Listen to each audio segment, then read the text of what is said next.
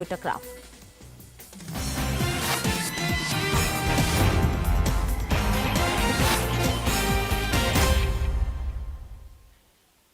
नमस्कार, मैं हूं आपके साथ प्रिया सिंह सोमवंशी। 2024 का रिजल्ट क्या होगा? मोदी के विरोधी भी मानते हैं प्रधानमंत्री नरेंद्र मोदी ही बनेंगे। तीसरी बार नरेंद्र मोदी ही जीतेंगे। सवाल बस सीटों का है। मोदी को 300 सीटें आएंगी या मोदी 400 के पार जाएंगी? सारे सर्वे एक तरफा आंकड़ा दे रहे हैं। सारी चुनावी भविष्यवाणियों में भी मोदी की सरकार ही बन रही है। लेकिन अब आज नरेंद्र मोदी ने जो किया वो चुनाव के नतीजों से आगे की बात है। मोदी ने आज भगवान राम की बात नहीं की, प्रधानमंत्री ने आज राम राज्य की बात की है। नरेंद्र मोदी जब तीसरी बार प्रधानमंत्री बनेंगे तो कैसे सरकार चलाएंगे? आज मोदी ने यह रोड मैप भी जनता के सामने रख दिया। आपने राम राज्य के बारे में सुना भी होगा। क्या होता है ये राम राज्य? कैसा होता है ये राम राज्य? मोदी तीसरी बार आएंगे तो क्या वाकई राम राज्य लाएंगे? अगर हां तो मोदी ये राम राज्य कैसे लाएंगे? इस रिपोर्ट के जरिए समझिए। नरेंद्र मोदी की राम भक्ति पर शक करने वाले लोग कौन हैं? आदरणीय मुख्यमंत्री जी की विशेष योजना है ODOP, जिसकी भेंट आदरणीय मुख्यमंत्री महोदय मंच पर के सभी महानुभावों को दे रहे हैं। महंत योगी आदित्यनाथ की आस्था पर सवाल उठाने वाले लोग कौन हैं? वही राहुल गांधी, वही अखिलेश यादव। सोचिए, 22 जनवरी को प्राण प्रतिष्ठा कार्यक्रम में चुनाव किसको दिखता है? नरेंद्र मोदी को नहीं दिखता, योगी आदित्यनाथ को नहीं दिखता, मगर राहुल गांधी को दिखता है। यकीन नहीं होता तो सुन लीजिए राहुल क्या कह रहे हैं। The RSS and the BJP have made the 22nd January function a completely political Narendra Modi function. It's become a RSS BJP function. It is difficult for us to go to a political function which is designed around the Prime Minister of India and designed around the RSS. So this is a Prime Minister's function, this is a RSS function. Rahul मंदिर इसलिए नहीं जा रहे क्योंकि राहुल को लगता है कि सामने मोदी बैठे होंगे तो उनकी पार्टी का वोट कम हो जाएगा। राहुल गांधी यही तो कह रहे हैं। अयोध्या में राहुल को प्रभु श्री राम नहीं, अपना विरोधी यानी मोदी दिख रहे हैं। 22 तारीख को एक चुनावी flavour, election flavour, political flavour दे दिया है। But we cannot be party to a political function. It becomes very difficult for us when the Prime Minister of India and the RSS, our principal opponents, have captured a function and turned it into an election function.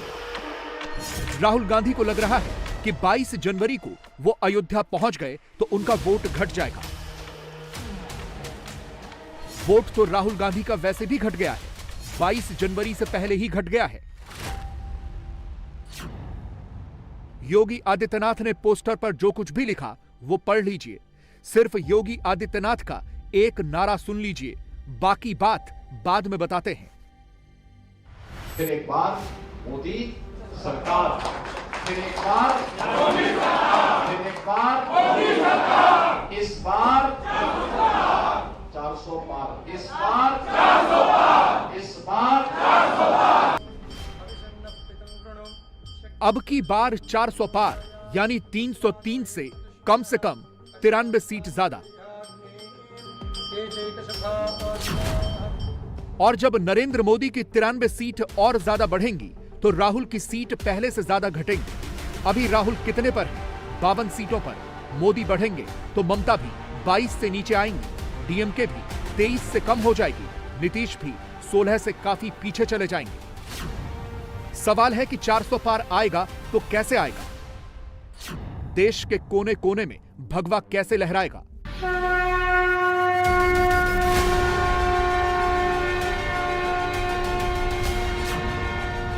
मंदिर मंदिर जाकर नरेंद्र मोदी 24 का मतदान जीत रहे हैं, मगर कैसे? BJP जहां 1% वोट वाली पार्टी है, मोदी वहां भी मेहनत कर रहे हैं। राम के नाम पर ऑटोमेटिकली 50% से ज्यादा वोट बटोर रहे हैं। मगर कैसे? जहां बीजेपी का स्ट्राइक रेट 0% है, मोदी वहां भी 100% स्ट्राइक रेट लाने वाले हैं, राम का आशीर्वाद पाने वाले हैं, मगर कैसे? 19 के चुनाव में जिस अनंतपुर कॉन्स्टिट्यूएंसी में बीजेपी को गिनकर 7,604 वोट मिले, 24 में उसी सीट पर मोदी राम के सहारे 1 लाख के पार जाने वाले हैं, मगर कैसे? तो नोट कर लीजिए, जहां मोदी को 1 सीट नहीं, 1% वोट नहीं, जहां मोदी को गिन के 7,000 वोट मिले, वहां जाकर नरेंद्र मोदी जय श्री राम का नाम ले रहे हैं। वहां से राम लहर शुरू हो चुकी है। जो लोग हिंदू को उत्तर से दक्षिण, पूरब से पश्चिम, कश्मीर से कन्याकुमारी में बांट रहे हैं, वो लोग ये नहीं समझ रहे कि भगवान राम की ताकत हर दिशा में है, जो आंध्र प्रदेश के हिंदू और यूपी के हिंदू में फर्क नहीं करती। ये एक ऐसी राम लहर है जो अयोध्या से शुरू होकर देश के कोने कोने में फैल चुकी है। बीच में जटायु कांड आया, वो आंध्र में है, यानी दक्षिण में। ये राम का रूट है और इसी रूट से मोदी का वोट मजबूत हो रहा है। कैसे? अब आपको ये बताते हैं। प्रधानमंत्री एक साथ 2 काम कर रहे हैं, राम नाम भी जप रहे हैं, 24 का सियासी अनुष्ठान भी कर रहे हैं। पहले इसे कुछ तस्वीरों से समझिए। 12 जनवरी को नासिक के कालाराम मंदिर, यानी यहां भी राम, और 24 में महाराष्ट्र की 48 सीटों का पॉलिटिकल अनुष्ठान। 16 जनवरी को लेपाक्षी के वीरभद्र मंदिर में रामायण का पाठ, यानी यहां भी राम, और 24 में आंध्र प्रदेश की 25 सीटों का अनुष्ठान। 17 जनवरी को गुरुवायूर मंदिर और त्रिप्रायार श्री राम मंदिर, गुरुवायूर यानी विष्णु के अवतार, त्रिप्रायार यानी प्रभु राम के एक और अवतार, यानी यहां भी राम का ही नाम, और केरल की 20 लोकसभा सीटों पर अनुष्ठान। सवाल है कि रामलला की प्राण प्रतिष्ठा तो अयोध्या में हो रही है। 7 दिनों की प्राण प्रतिष्ठा वाला महापर्व प्रायश्चित और कर्मकूटी पूजन के साथ मंगलवार से शुरू हो गया। तो फिर नरेंद्र मोदी पश्चिम से लेकर दक्षिण तक मंदिर मंदिर, द्वारे द्वारे क्यों घूम रहे हैं? इसके पीछे मोदी का धर्मशास्त्र भी है, 24 वाला अंक शास्त्र भी है। मोदी का धर्मशास्त्र आगे समझाएंगे, पहले अंक शास्त्र समझिए। 17 जनवरी को मोदी केरल के त्रिशूर में गुरुवायूर मंदिर और त्रिप्रायार श्री रामा मंदिर जाकर भगवान की आराधना भी करेंगे और 24 में जीत का जाप भी करेंगे। ये वही त्रिशूर है जहां 19 में बीजेपी 28% वोट के साथ नंबर 3 पर थी। अब मोदी इस सीट पर बीजेपी को नंबर 1 बनाना चाहते हैं, 50% प्लस वोट चाहते हैं। तो क्या राम की शरण में जाकर मोदी ने 24 का अनावरण कर लिया? जहां घायल होकर गिरे थे जटायु, मोदी ने वहां से 24 की विजय का प्रण कैसे लिया है? प्रधानमंत्री इस वक्त सिर्फ राम नाम का अनुष्ठान कर रहे हैं, राम का नाम ही ले रहे हैं, मगर क्या ऐसा करके वो हिंदू वोटों का डायरेक्ट ट्रांसफर अपने पाले में कर रहे हैं? ये समझने के लिए आप ये हेडलाइन पढ़िए। इस वक्त पूरे देश में सिर्फ 3 चीजों की चर्चा है। नंबर 1, 2024 का इलेक्शन, नंबर 2, राम मंदिर इनॉग्रेशन, और नंबर 3, राम मंदिर के नाम पर विरोधियों की तरफ से हो रही सियासत। एक लेटेस्ट डेटा यह कह रहा है कि हिंदुस्तान में धार्मिक डेस्टिनेशन पर जाने को लेकर किए जा रहे शब्दों के सर्च में 97% का इजाफा हुआ है। एक ट्रिप वेबसाइट पर सिर्फ अयोध्या सर्च करने की इंटेंसिटी में 1806% का जंप हुआ है। सिर्फ हिंदुस्तान ही नहीं, अमेरिका, गल्फ देशों, कनाडा, नेपाल और ऑस्ट्रेलिया जैसे देश में रहने वाले भी इंटरनेट पर अयोध्या को ढूंढ रहे हैं, वहां आना चाह रहे हैं। यानी हिंदुस्तान तो राम में है ही, पूरी दुनिया राम के रंग में रंगती जा रही है। मंगलवार को देश में एक साथ 3 चीजें हो रही थी। नंबर 1, प्रधानमंत्री की राम भक्ति, नंबर 2, राहुल की राम के नाम पर मोदी के खिलाफ सख्ती, और नंबर 3, केजरीवाल की हनुमान भक्ति। राम के नाम पर देश मोदी के साथ है, ये राहुल को भी पता है, केजरीवाल को भी पता है, मगर 24 के लिए इन दोनों का ही अपना अपना हथकंडा है। राहुल रामलला की प्राण प्रतिष्ठा में अपनी खुद की सियासत फिट करने की चेष्टा में है। कांग्रेस को 22 जनवरी का निमंत्रण मिलने से लेकर निमंत्रण ठुकराने तक राहुल गांधी ने कुछ नहीं कहा, चुप बैठे, मगर जैसे ही चांस मिला तो राम के नाम में ही मोदी विरोध की अपनी सियासत चमकाने का मौका ढूंढ लिया। ये राम मंदिर 22 तारीख का फंक्शन जो है, ये राजनीतिक फंक्शन बन गया है। हिंदू धर्म के जो हमारे लीडर्स हैं, जो अथॉरिटीज हैं, उन्होंने कहा है कि वो नहीं जा पाएंगे क्योंकि ये राजनीतिक फंक्शन बन गया है। आरएसएस ने, बीजेपी ने 22 तारीख को एक चुनावी flavour, election flavour, political flavour दे दिया है। इसीलिए कांग्रेस प्रेसिडेंट ने इनकार किया वहां जाने का। जहां तक धर्म की बात है, हम सब धर्मों के साथ ये कहना चाहते हैं कि जो भी जाना चाहता है जा सकता है, कांग्रेस पार्टी से जा सकता है, but we cannot be party to a political function. It becomes very difficult for us when the Prime Minister of India and the RSS, our principal opponents, have captured a function and turned it into an election function. दूसरी तरफ केजरीवाल ने माथे पर तिलक लगाया, जय श्री राम, जय हनुमान का नारा लगाया, सुंदर पाठ कराया, ध्यान लगाया, खुद भी लगाया, अपनी पार्टी के नेताओं से, अपने मंत्रियों से भी लगवाया। इन तस्वीरों का एक मतलब यह भी है कि अब इंडी अलायंस में भी चुनावी हिंदू बनने की होड़ लग गई है। नैरेटिव बदलने की कोशिश शुरू हो गई है। यह माहौल बनाया जा रहा है कि हम भी राम भक्त हैं, राम मंदिर के समर्थक हैं, मगर यह पब्लिक को भी पता है, यह सिर्फ और सिर्फ 24 के चुनाव तक ही सीमित है।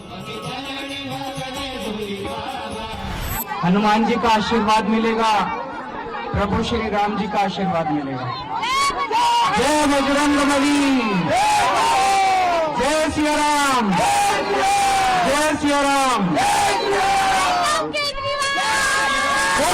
रामचंद्र भगवान की, महावीर बजरंग बली हनुमान की।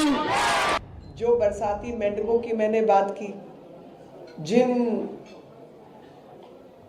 लोगों को मैंने आपसे बात की कि गिरगिट की तरह रंग बदलने वाले, या यूं कहूं कि पार्टी के अंदर फूट है, केंद्र कुछ कहता है, राज्य वाले कुछ और करते हैं, नेतृत्व एक दिशा में काम नहीं करता, और वही लोग जो कल तक राम जी को काल्पनिक कहते थे, आज सरयू नदी में गोते खा रहे हैं। अच्छी बात है ये तो।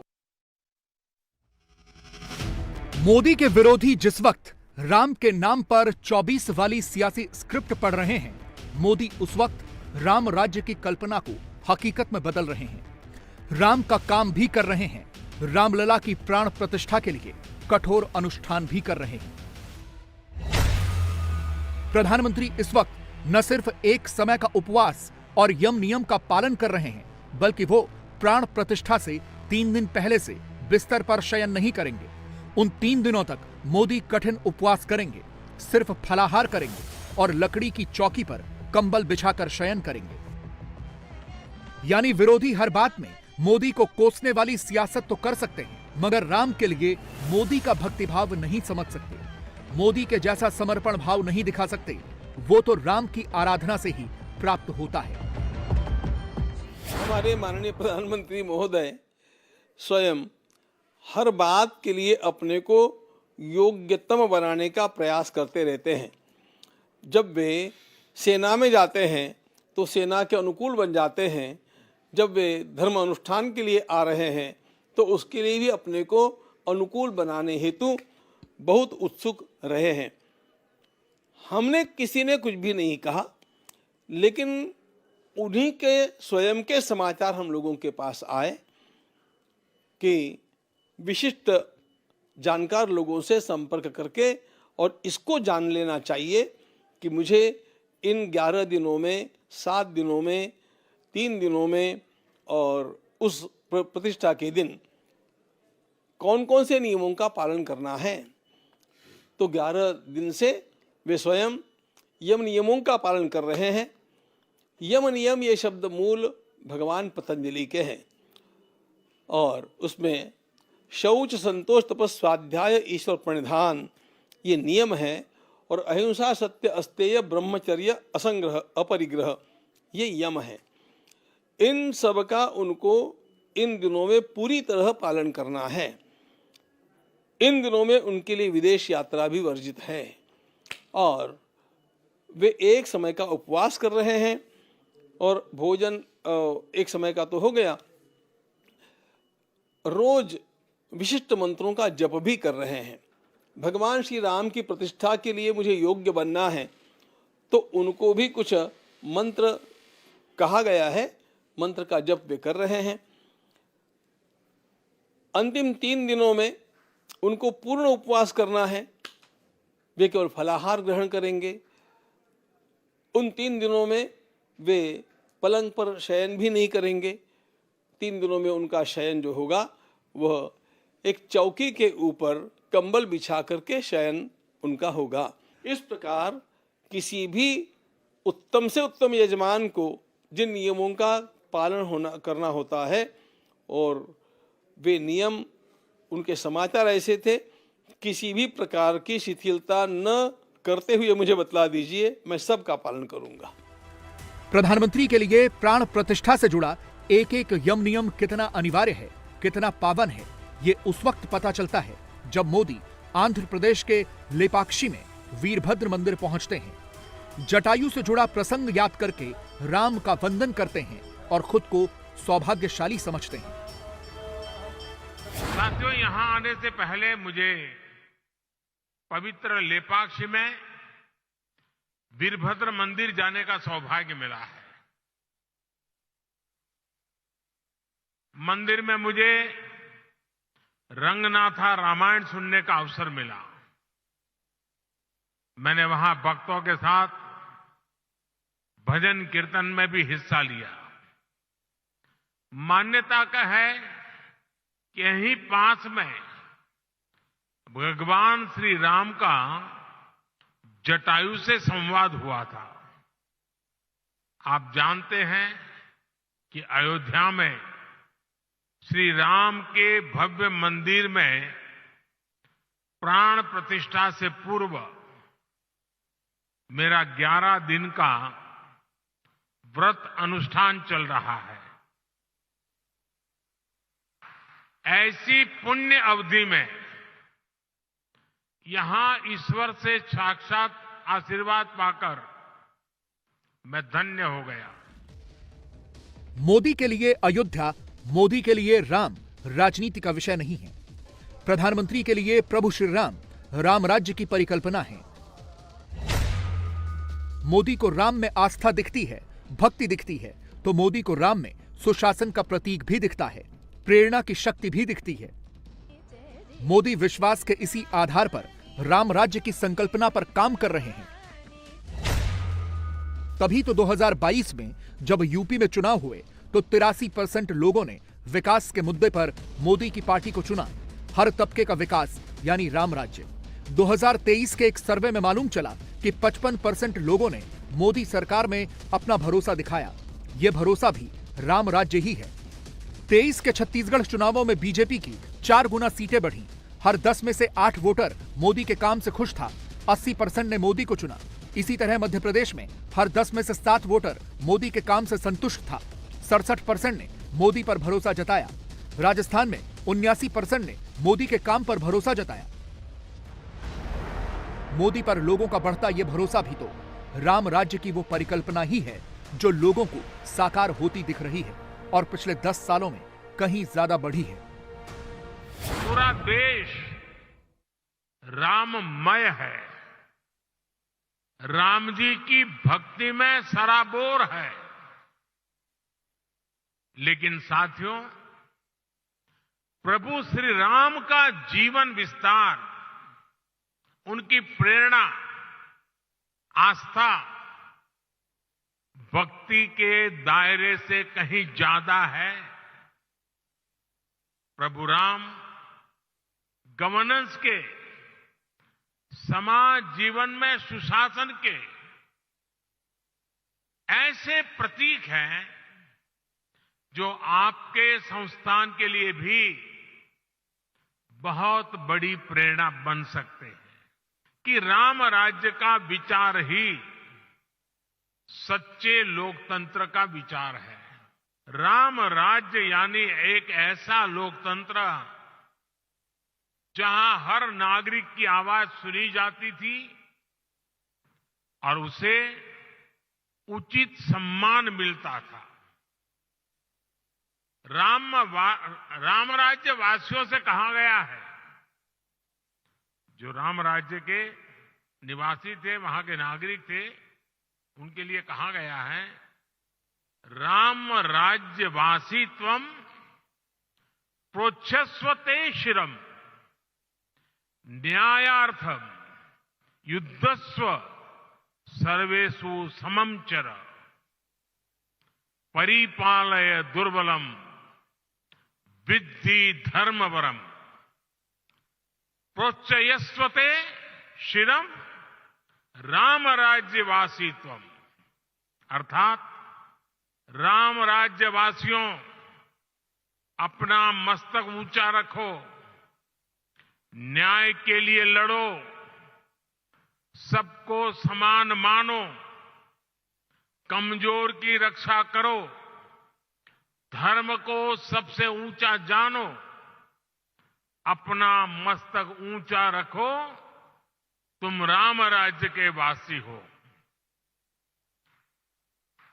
राम राज्य सुशासन के इन्हीं 4 स्तंभों पर खड़ा था, जहां सम्मान से, बिना भय के हर कोई सिर ऊंचा करके चल सके, जहां हर नागरिक के साथ समान व्यवहार हो, जहां कमजोर की सुरक्षा हो और जहां धर्म यानी कर्तव्य सर्वोपरि हो।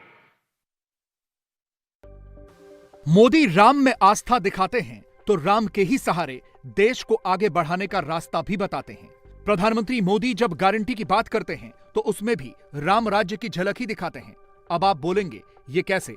इसे उदाहरण से समझिए। करप्शन के खिलाफ एक्शन लेना हो, गरीबों का जीवन स्तर सुधारना हो, 24 करोड़ से ज्यादा लोगों को गरीबी से बाहर करना हो, सालों से अटके चले आ रहे प्रोजेक्ट्स को पूरा करना हो, खुद ही नए प्रोजेक्ट्स को लॉन्च करना हो और खुद ही उनका उद्घाटन करना हो, घर, शौचालय, पानी, गैस और बिजली जैसी मूलभूत जरूरतों को पूरा करना हो, ये सारे काम मोदी ने पिछले 10 साल में कंप्लीट किए हैं। ये भी तो एक तरह का राम राज्य ही है। साथियों, राम राज्य में इस बात पर भी विशेष ध्यान दिया जाता था कि संसाधनों का ऑप्टिमम यूटिलाइजेशन कैसे हो। अतीत में हमारे यहां प्रोजेक्ट्स को अटकाने, लटकाने और भटकाने की एक प्रवृत्ति रही है। इसके कारण देश का बहुत बड़ा नुकसान होता है। ऐसी प्रवृत्ति के प्रति सावधान करते हुए भगवान राम भरत से कहते हैं, और वो बड़ा इंटरेस्टिंग बातचीत है भरत और राम के बीच की। राम भरत से कहते हैं, कच्चिदर्थम विनिश्चित्य लघु मूलम महोदयम क्षिप्र भार भसे कर तुम न दीर्घयसी राघव। अर्थात मुझे विश्वास है कि तुम ऐसे कामों को बिना समय गंवाए पूरे करते हो जिनमें लागत कम और उसके लाभ अधिक है। बीते 10 वर्षों में हमारी सरकार ने भी लागत का ध्यान रखा है और योजनाओं को समय पर पूरा करने पर जोर दिया है। जिस देश में दशकों तक गरीबी हटाओ के नारे दिए जाते रहे, उस देश में सिर्फ 9 साल में करीब 25 करोड़ लोगों का गरीबी से बाहर निकलना ऐतिहासिक है, अभूतपूर्व है। 2014 में सरकार में आने के बाद से हमारी सरकार ने जिस तरह गरीब कल्याण को प्राथमिकता दी, ये उसका नतीजा है।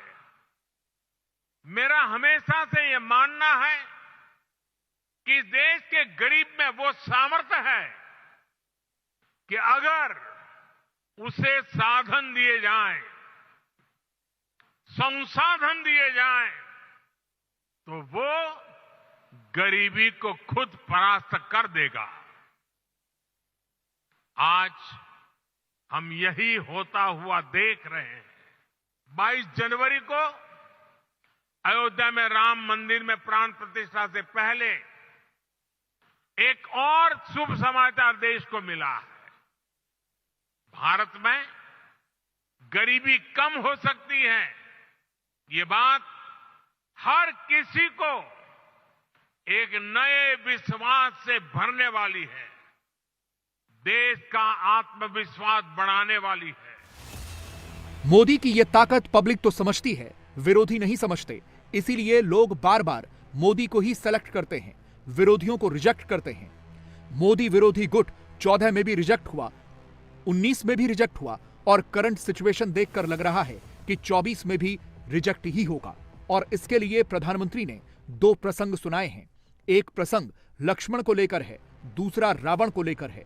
रावण शक्तिशाली तो था, मगर राम की सबको साथ लेकर चलने वाली शक्ति के आगे टिक न सका।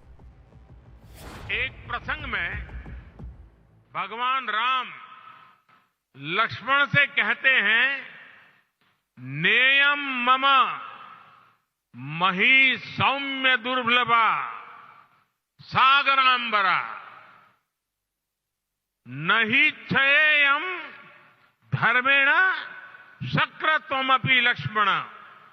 यानी मैं चाहूं तो सागर से घिरी ये धरती भी मेरे लिए दुर्लभ नहीं है, लेकिन अधर्म के रास्ते पर चलते हुए अगर मुझे इंद्रप्रस्थ भी मिले तो मैं स्वीकार नहीं करूंगा। हम तो अक्सर देखते हैं कि छोटे छोटे लालच में ही कई बार लोग अपने कर्तव्य, अपनी शपथ को भूल जाते हैं। इसलिए आप सभी अपने कार्यकाल में प्रभु राम की कही ये बात अवश्य याद रखिए। श्री राम के सामने विद्वान, बलशाली और संपन्न लंकाधिपति रावण की विराट चुनौती थी। इसके लिए उन्होंने छोटे छोटे संसाधनों, हर प्रकार के जीवों को इकट्ठा किया, उनके साझे प्रयासों को एक विराट शक्ति में बदला और अंत में सफलता राम जी को ही मिली। ऐसे ही विकसित भारत के निर्माण में भी हर अधिकारी, हर कर्मचारी, हर नागरिक की अहम भूमिका है। देश में आय के साधन बढ़े, देश में निवेश बढ़े, देश में व्यापार कारोबार करना आसान हो, इसके लिए हम सभी को मिलकर काम करना है। सबका प्रयास, इस मंत्र को लेकर के चलना है। अयोध्या में श्री राम मंदिर की प्राण प्रतिष्ठा में अब सिर्फ 7 दिन बचे हैं और आज से विधि विधान भी प्रारंभ हो गए। लेकिन इसके साथ ही एक नया खेल भी शुरू हो गया है। ये नया खेल है राम भक्तों को भड़काने का, बहकाने का, भरमाने और फंसाने का। झूठ के आधार पर छलावा किया जा रहा है, फेक न्यूज फैलाई जा रही है और इस काम में विपक्ष के बड़े बड़े नेता भी जुटे हैं। इससे पहले कि आपके मोबाइल पर कोई गलत मैसेज पहुंच जाए और आप उस पर यकीन करने लगे, पूरा सच आप यहां जान लीजिए। ये रिपोर्ट देखिए। कांग्रेस के दिग्विजय सिंह, उद्धव की शिवसेना के संजय राउत, आरजेडी के तेजस्वी और तेज प्रताप यादव, एनसीपी के जितेंद्र आह्वान, ये सारे ही नेता और सारी पार्टियां राम मंदिर की प्राण प्रतिष्ठा पर आपके दिमाग से खेल रही हैं। हिंदू जनमन को भ्रमित करने की कोशिश कर रहे हैं। ये राम मंदिर को लेकर गलत नैरेटिव बना रहे हैं। राम मंदिर की प्राण प्रतिष्ठा को लेकर लोगों को कंफ्यूज कर रहे हैं। राम भक्तों को आपस में ही भिड़ाने की कोशिश कर रहे हैं। और इसके लिए ये क्या-क्या तरीके अपना रहे हैं, पहले ये देखिए। पहले झूठ ये फैलाया कि राम मंदिर की प्राण प्रतिष्ठा से चारों शंकराचार्य नाराज हैं। फिर कहा कि अब तो अयोध्या के अखाड़े भी नाराज हो गए क्योंकि पूजा की विधि ठीक नहीं है। फिर फेक न्यूज फैलाई कि प्राण प्रतिष्ठा का मुहूर्त ही ठीक नहीं है, गलत मुहूर्त में प्राण प्रतिष्ठा हो रही है। और जब यह सब नहीं चला तो अब कह रहे हैं कि राम मंदिर की तो जगह ही बदल दी गई है। उस जगह मंदिर बन ही नहीं रहा जहां विवाद था, जहां राम जन्मभूमि थी। ये सारे दावे झूठे हैं, ये सारी फेक न्यूज हैं। तो फिर सच क्या है? सच यह है कि चारों शंकराचार्यों में प्राण प्रतिष्ठा को लेकर कोई मतभेद नहीं है। सच यह है कि रामलला की प्राण प्रतिष्ठा की विधि से निर्मोही अखाड़ा नाराज नहीं है। और सच यह है कि जहां बाबरी का विवादित ढांचा था, जहां राम जन्मभूमि होने का दावा था, वहीं पर मंदिर बन रहा है। और इसके सबूत क्या हैं? तो सबूत हम आपको एक एक करके दिखाएंगे। आज हम आपको बताएंगे कि मोदी और राम मंदिर के विरोधी राम भक्तों को भ्रमित करने के लिए किस हद तक उतर गए हैं। जिस जगह पर मंदिर बनाने की बात चल रही थी वहां मंदिर नहीं बना है, वहां से 4 किलोमीटर दूर मंदिर बना है। राम मंदिर को लेकर यह सबसे लेटेस्ट झूठ है, जिसे फैलाने की शुरुआत उद्धव ठाकरे की शिवसेना के सांसद संजय राउत ने की। संजय राउत रोज मुंबई में प्रेस कॉन्फ्रेंस करते हैं। सोमवार को भी ऐसा ही हुआ। जब रिपोर्टर्स ने राम मंदिर को लेकर सवाल पूछा तो संजय राउत ने दावा कर दिया कि राम मंदिर तो वहां बन ही नहीं रहा। जहां बाबरी ढांचे का विध्वंस हुआ था, वो तो वहां से 3 से 4 किलोमीटर दूर बन रहा है। भाजपचा नारा काय होता त्यावेळेला मंदिर वही बनाएंगे। जाकर देखिए मंदिर वहां बन गया है का नहीं बन गया है। जिस जगह पर मंदिर बनाने की बात चल रही थी वहां मंदिर नहीं बना है, वहां से 4 किलोमीटर दूर मंदिर बना है। वो तो कोई भी बना सकता था, लेकिन हम उसमें भेद नहीं करना चाहते। जहां हम मंदिर बनाने की बात कर रहे थे वहां मंदिर नहीं बना है। वो डिस्प्यूटेड प्लेस आज भी वैसे ही है। मंदिर बना है वहां से 3 किलोमीटर दूर, ये सबको मालूम है। इसी के बाद ये फेक न्यूज बहुत तेजी से फैलने लगी। उद्धव ठाकरे के इस बयान को हरियाणा प्रदेश कांग्रेस के जनरल सेक्रेटरी विकास बंसल ने ट्वीट किया और सवाल उठाया कि मंदिर 3 किलोमीटर दूर क्यों बनाया जा रहा है, और अगर 3 किलोमीटर दूर मंदिर बनाना ही था तो फिर मस्जिद क्यों गिराई। तुरंत दिग्विजय सिंह भी आगे आए और उन्होंने भी अपने नेता के इसी ट्वीट को कोट करते हुए लंबा चौड़ा पोस्ट लिख डाला। कहा कि कहते थे रामलला हम आएंगे, मंदिर वहीं बनाएंगे, अब वहां क्यों नहीं बनाया। दिग्विजय सिंह का ट्वीट पूरी तरह से शरारतपूर्ण था क्योंकि इसमें सारे झूठे दावे किए गए थे। पूरी तरह से फेक न्यूज फैलाने की कोशिश की गई थी। इसके बाद ट्विटर पर कांग्रेस के लिए फेक न्यूज फैलाने वालों की फैक्ट्री शुरू हो गई। गूगल मैप का एक स्क्रीनशॉट शेयर किया जा रहा है जिसमें श्री राम जन्मभूमि मंदिर एक तरफ दिखाया गया है और दूसरी तरफ बाबर मस्जिद लिखी एक जगह दिखाई गई है। नोट कीजिए, बाबरी मस्जिद नहीं, बाबर मस्जिद लिखा है। और इसी स्क्रीनशॉट के आधार पर यह झूठ फैलाया जा रहा है कि राम मंदिर वहीं नहीं बन रहा है, कहीं और बन रहा है। इस पूरे झूठ का पर्दाफाश अभी करते हैं, लेकिन सबसे पहले उस जगह की भौगोलिक और ऐतिहासिक स्थिति समझनी जरूरी है जहां पर राम मंदिर का निर्माण किया जा रहा है। अयोध्या में विवाद इस 2.77 एकड़ की भूमि को लेकर था।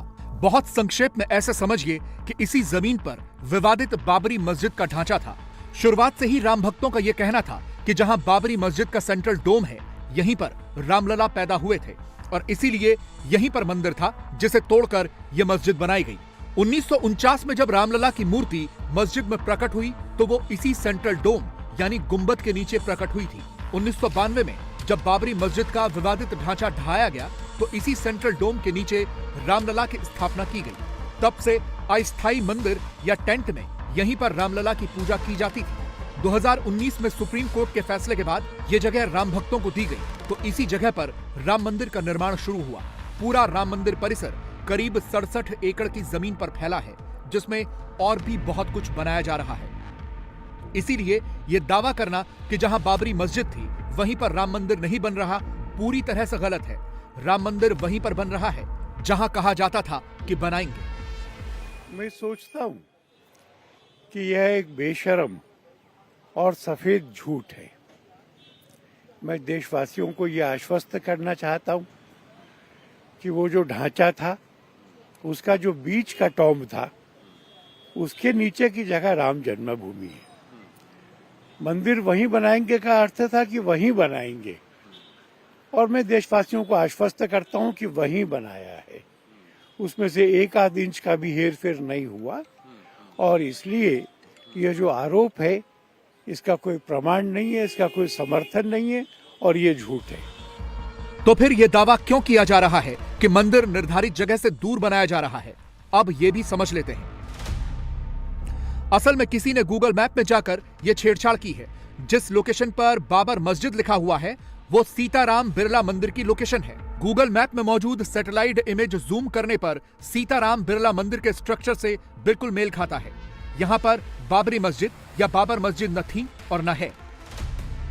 एक और सैटेलाइट इमेज से समझिए कि राम मंदिर का निर्माण उसी जगह पर हो रहा है जहां पर पहले विवादित ढांचा था और 1992 के विध्वंस के बाद अस्थायी मंदिर बना। ये दो तस्वीरें हैं, एक 2023 की सैटेलाइट इमेज और दूसरी 2011 की सैटेलाइट इमेज। दोनों एक ही जगह की हैं। 2011 में राम मंदिर का निर्माण शुरू नहीं हुआ था, लेकिन आप आसपास की बाकी जगहें एक जैसी ही देख सकते हैं।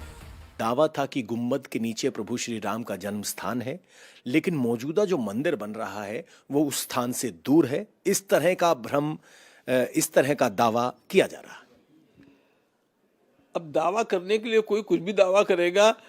दावा करने की बात छोड़ दीजिए, कुछ लोगों ने तो सुप्रीम कोर्ट में एफिडेविट कर दिया था कि भगवान श्री राम काल्पनिक है और ये जो नर सेतु है, राम सेतु है, वो भी प्राकृतिक है, बनाया हुआ नहीं है। इस प्रकार का झूठ प्रचारित करने की हमारे देश में एक शैली है, लेकिन यह सत्य नहीं है। भगवान श्री राम रामलला वहीं पर विराजमान हो रहे हैं जहां पर उनका मूल जन्म स्थान है।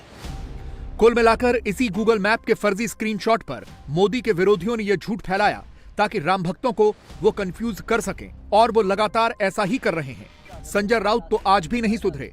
अभी भी वो इसी फर्जी दावे पर कायम हैं कि मंदिर तो 3 किलोमीटर दूर बन रहा है।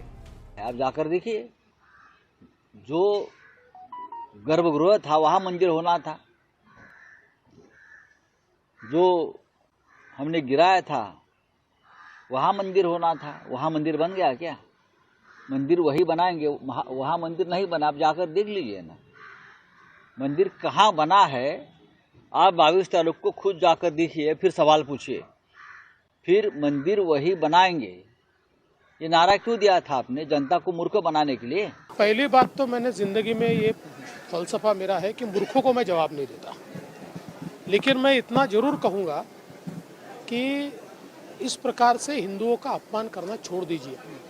आपका राम जन्मभूमि के आंदोलन में कोई कंट्रीब्यूशन नहीं है, और अब इस प्रकार से बातें करके करोड़ों हिंदुओं की आस्था को ठेस पहुंचाने का काम ये जो उद्धव ठाकरे जी की सेना कर रही है, ये बहुत गलत।